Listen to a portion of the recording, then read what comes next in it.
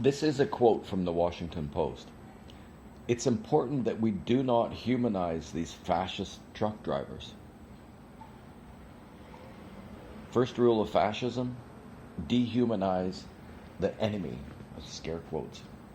Second rule of fascism, appeal to the narcissism and real or imagined grievances of your followers. Okay, so this one isn't quite fair. I'll admit to this. Anyway.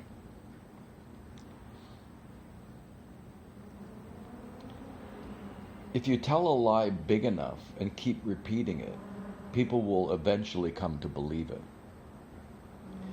The lie can be maintained only for such time as the state can shield the people from the political, economic, or military consequences of the lie.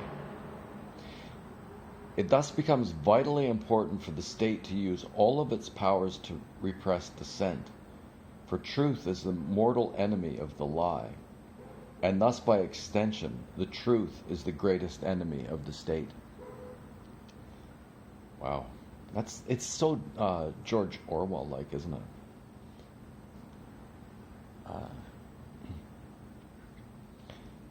If you tell a lie big enough and keep repeating it, people will eventually come to believe it.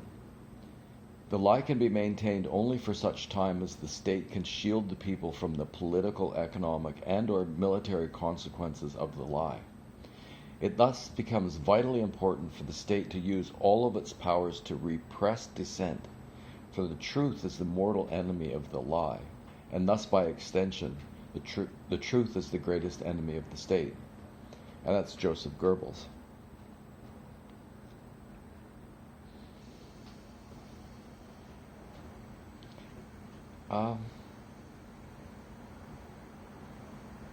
If you scream something loud and often enough, you can convince people, even yourself, of anything. And I don't even remember her name. All I've got under that is "Let's Go Party, Climate Barbie."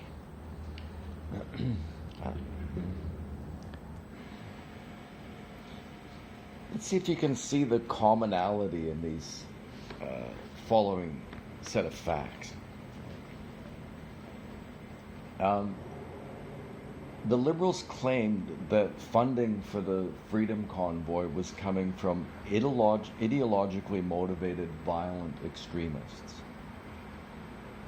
That has already been proven in committee to be wrong. The commonality between all these things isn't going to be that they're all wrong, or that the committee established that they're wrong. So don't guess that. So what I want, what's the common thing here? What do all of these facts share in common? No police force asked the government to invoke the Emergencies Act. They said that they did. The government said that they did, but they didn't. The protest was not illegal. The occupation of Ottawa was planned out with the police. They were in communication weeks before it started and during the entire thing, and that is why it wasn't total chaos, because they were communicating with each other to make sure that emergency vehicles and things could get through. It wasn't illegal until the day the Emergencies Act was declared.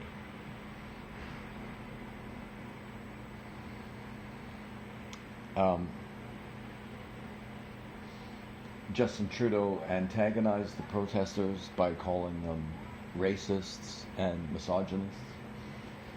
And I think that it was the Ottawa police chief, and he's dealt with a lot of protests in Canada and a lot around the world, and they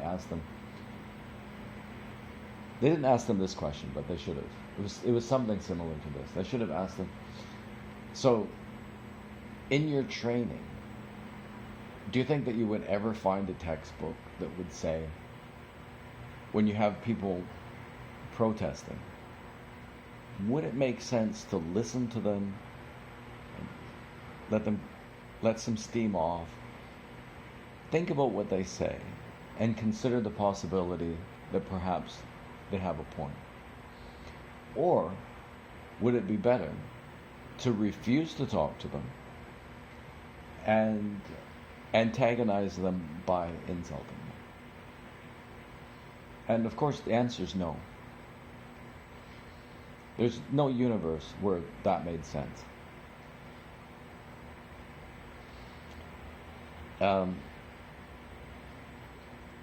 It was said that the freedom protesters lit fire to an apartment building, the inside of an apartment building, the stairway.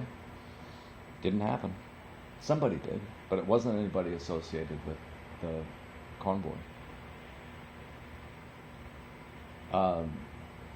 They lied about the Confederate flag and the Nazi flag because there was a Confederate flag and the protesters kicked the guy out. And it's on film. Unless there was another one, and I don't believe there was. And the guy that had the Nazi flag, he wasn't saying that he identified with the Nazi party. He was implying that Justin Trudeau identified with the Nazi party, which I'm sure that he doesn't. Or maybe what he was trying to say is that, they're similar in a lot of ways. It was a bad idea. And I'm sure that he would have been kicked out as well.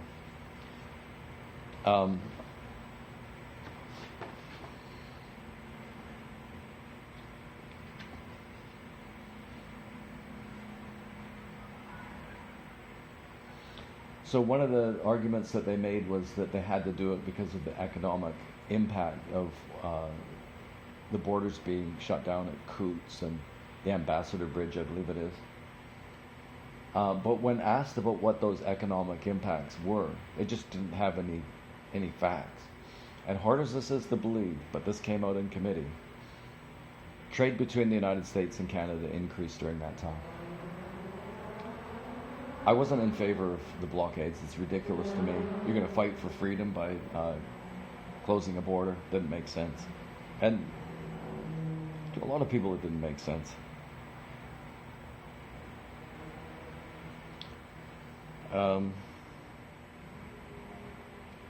Stealing from the homeless.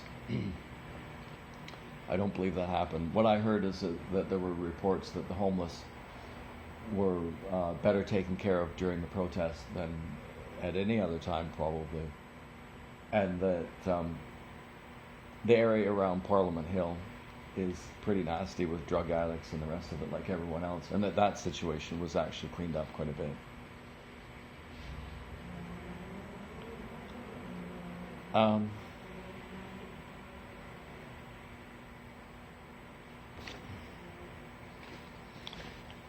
Okay, Perrin Beatty, he's the guy who wrote the Emergencies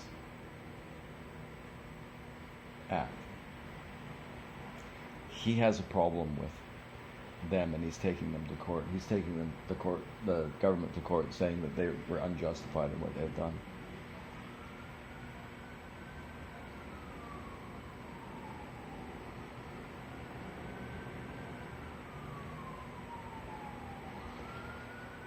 Another thing that's really important is that when the Emergencies Act was brought in, the government had finally had the sense to send in a negotiator, which they should have done from the very beginning. It's the same thing with Russia and Ukraine. People should be pushing, we need a negotiator. We can't keep fighting this thing. It's ridiculous, pushing the world to the brink of nuclear war for what? Ukraine is a proxy. The United States arms manufacturers, oil companies wanted a war with Russia, and we got one. Anyway, so through line there somehow, I think. Anyway, when a negotiator was finally sent in, the negotiator said that they were just happy that somebody had finally listened to them. And that by the end of the negotiation, they had arranged for the trucks to start leaving, and they were. They were already leaving the residential areas before the act was invoked. So the borders were clear, and the truckers were slowly moving out of Ottawa before the act was invoked, before they started, for example, freezing bank accounts.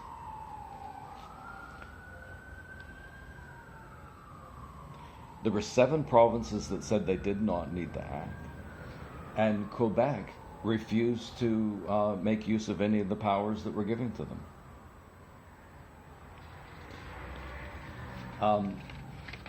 And it was invoked, I don't think, with any debate in Parliament, and as soon as it went to the Senate, it was dropped.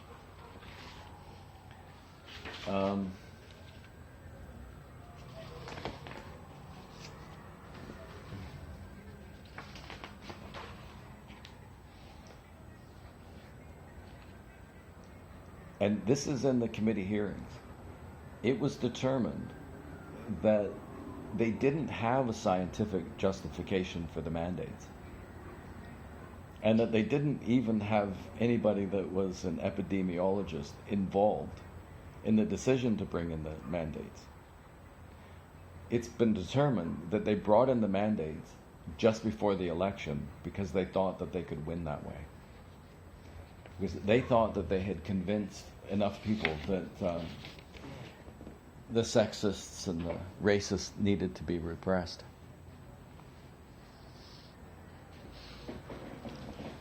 Air travel, for example, is, I think that your chances of getting COVID on an airplane are 1 in 1.7 million. And people were getting sick on airplanes because of viruses. The entire industry would collapse. They've got probably the cleanest air on Earth. It's actually brought in from the outside. It's not the cleanest air on Earth. It's not even on Earth. It's so clean.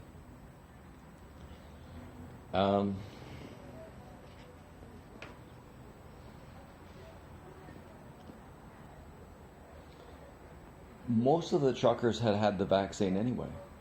And truckers don't really interact with a lot of people. Why come down on them?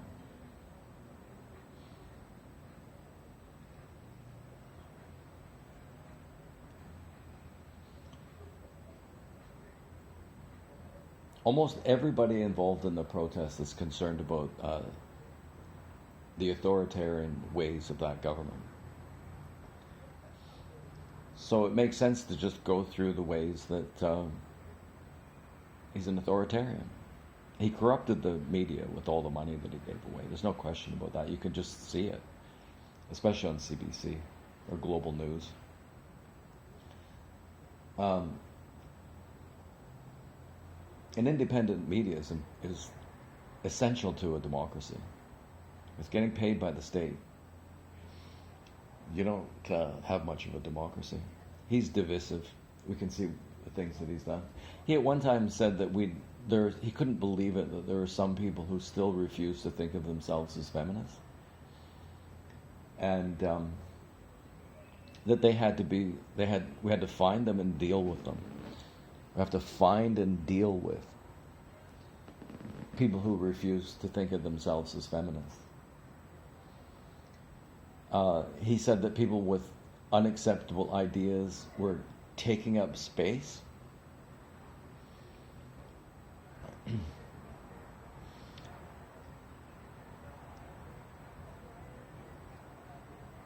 He violated the principle of independence of the judiciary in the SNC-Lavalin case. Half the world thinks that the C11 is, the real intention of C11 is to censor the internet.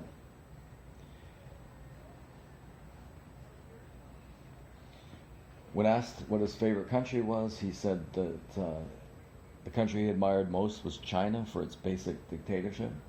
You could have put that down to some boneheadedness in the beginning. In retrospect, it's a little more difficult.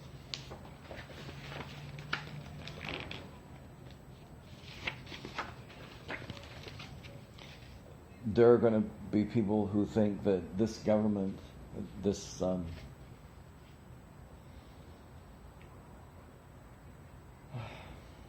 I'm not going to go into it.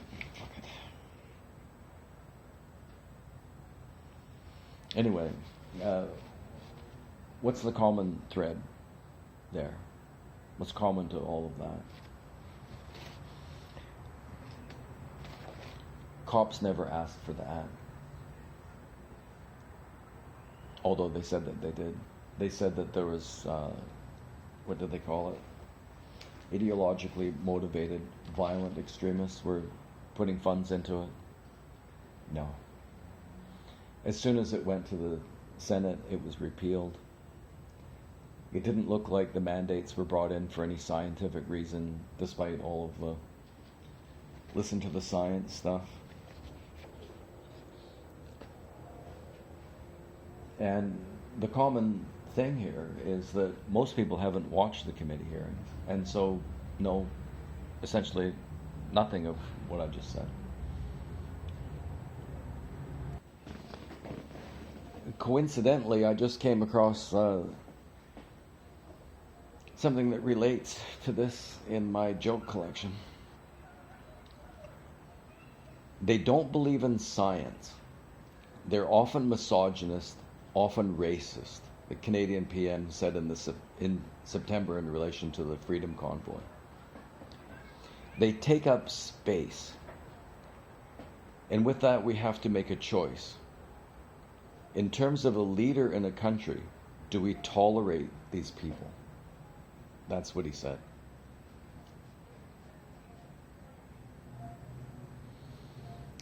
So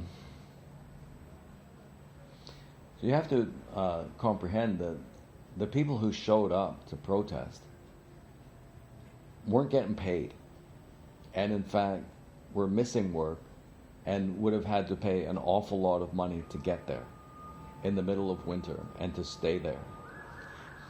So a lot of those people had thought through this situation better than a lot of other people, I would suggest.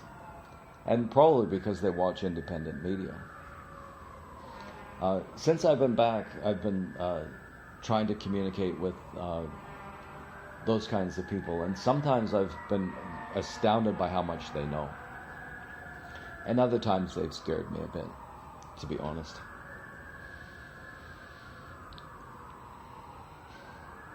So this one, the stories you hear about Ukrainian Nazis are all part of a Russian disinformation campaign. That's Christy Freeland. And that was after being called out for displaying an image of the Yakov battalion on her Facebook page. An image that she took down. And the thing is that Ukrainian Nazis have been fighting Russian communists since before the Second World War. Is that all Russian disinformation? Or are they going to say that no, that hasn't been happening? So again, the disinformation is coming from her. If you're funding Ukrainians, there was the Yakov battalion, I've seen them on television bragging about the money that they're going to get. The Nazis would be the ones that would be willing to fight the communists, so they'd be the ones getting the money. We're funding Nazis.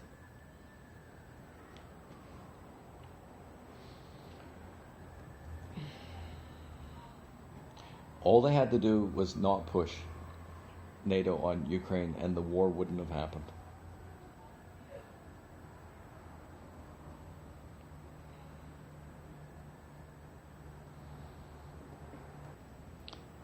This is what was said about Trudeau when he went to the European Parliament to discuss with people what they thought that we were supposed to do with the war between Ukraine and Russia.